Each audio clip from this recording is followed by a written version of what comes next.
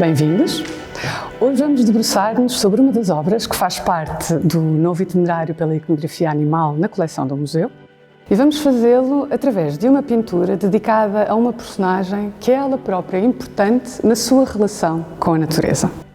Falamos de São Francisco de Assis. Fundador da Ordem Franciscana, São Francisco vai ele próprio personificar uma espiritualidade que vê a natureza, na verdade todas as criaturas, da terra ao sol, às montanhas, aos rios, aos animais e às plantas, como manifestações da criação divina e iguais na sua natureza, iguais também ao homem. Por isso mesmo, São Francisco se refere a todas as criaturas e aos animais em particular como seus irmãos e irmãs. Na verdade, a sua relação com os animais e a sua capacidade de comunicar com eles acaba por fazer com que este santo tenha uma série de episódios na sua lenda em que ele está numa relação muito próxima de compaixão, de respeito e de comunicação com estes animais. Isso fez até com que, já nos anos 80 do século XX, o São Francisco de Assis fosse elevado a patrono não apenas dos animais e daqueles que se dedicam aos animais, mas de todos os ecologistas.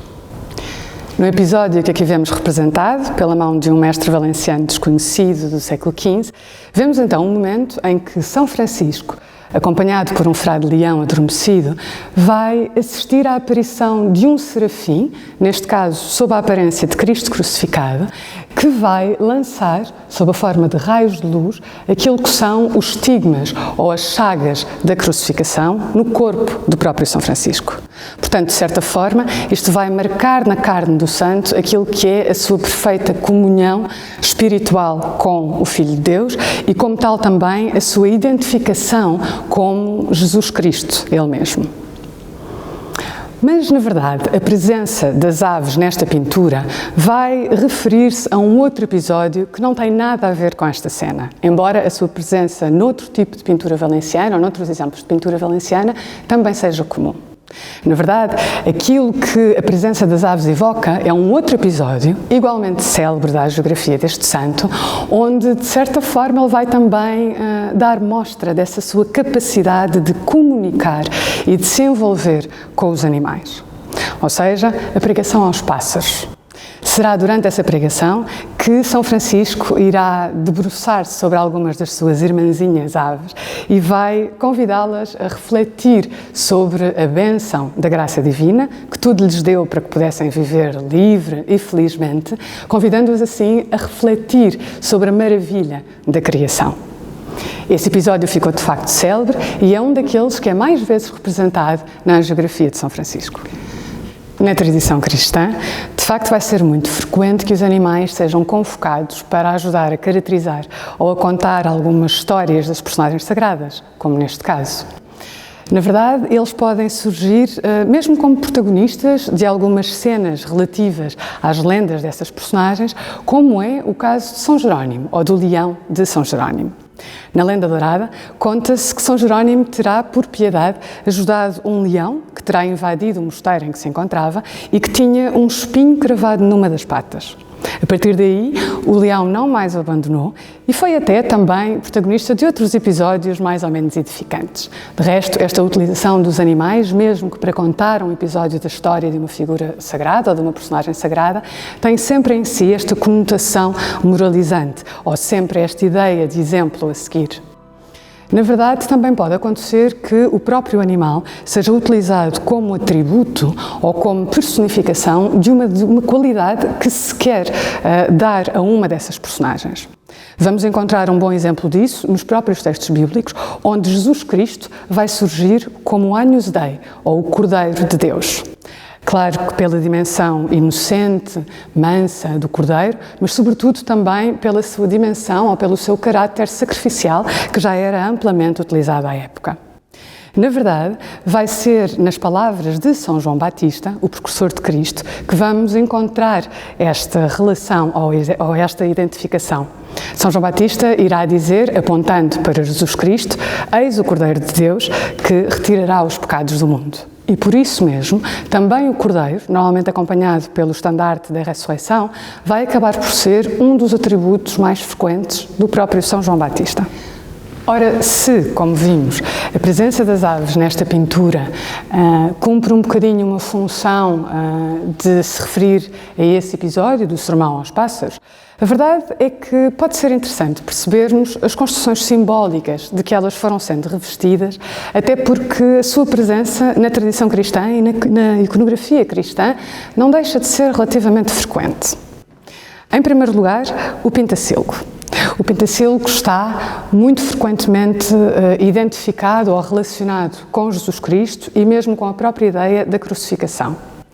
Isto porque se acreditava que este pássaro se alimentava de cardos, uma planta espinhosa que está ela própria associada à crucificação, mas também por uma lenda que contava que a mancha vermelha que o pentacilgo apresenta na sua penugem tinha como origem uma gota de sangue que teria caído da coroa de espinhos de Jesus quando o pentacilgo tentara arrancar um dos espinhos dessa coroa. Por essa razão, não seria completamente estranho vê-lo numa estigmatização, como temos neste caso, e é também por essa razão que o pentacilgo vai aparecer muitas vezes como atributo de Jesus Cristo, muitas vezes até de Jesus Cristo menino, ao colo da Virgem, como vemos em vários exemplos da pintura italiana ou flamenga, ou mesmo portuguesa também. Já a perdiz tem normalmente uma conotação maioritariamente negativa, associada ao pecado e, sobretudo, à luxúria. A razão para esta interpretação vamos encontrá-la naquilo que são as primeiras descrições do comportamento desta ave, por exemplo, na História Natural de Plínio, onde ela é descrita como um animal com uma sexualidade quase desenfreada. Estas primeiras descrições e estas primeiras interpretações vão ser depois sujeitas a uma leitura moralizante de índole cristã e difundida sobretudo a partir dos bestiários medievais, onde de facto a perdiz vai assumir mais marcadamente esta conotação lasciva. Ora, a verdade é que estes bestiários acabariam por funcionar um bocadinho como chaves ou como códigos de conduta, mostrando comportamentos que poderiam ser considerados pecaminosos ou, de outra maneira, um exemplo a seguir pelos fiéis. Ora, aqui, se a perdiz aparece como este símbolo de luxúria, apareceria numa lógica de oposição, ou seja, ela simbolizaria, mais do que a luxúria, a hipótese de triunfo sobre esse pecado. Mas vai ser também nos bestiários que vamos encontrar uma outra significação simbólica para a perdiz e que nos vai ajudar a perceber como um mesmo animal, e na verdade um mesmo comportamento, pode ser lido com uma conotação positiva ou com uma conotação negativa. A perdiz era também associada ao demónio e ao pecado porque se acreditava que roubava os ovos alheios, ou seja, roubava os ovos de outras perdizes. Mas nos bestiários também se dizia que desde o princípio que esse roubo estava destinado a falhar, porque mal saíam dos seus ovos, as pequenas perdizes, ouvindo o chamamento dos pais, iriam regressar aos seus legítimos progenitores. Assim, também as palavras dos pregadores podiam fazer com que o homem retornasse ao caminho da salvação, escapando aos artifícios do demónio que tentava roubá-los, e por isso mesmo a perdiz e este comportamento acabou por ser lido como uma possibilidade de um símbolo não apenas do demónio, mas da pregação, da palavra ou mesmo da Igreja. Também a pega vai estar intimamente associada à ideia de palavra ou à ideia de pregação.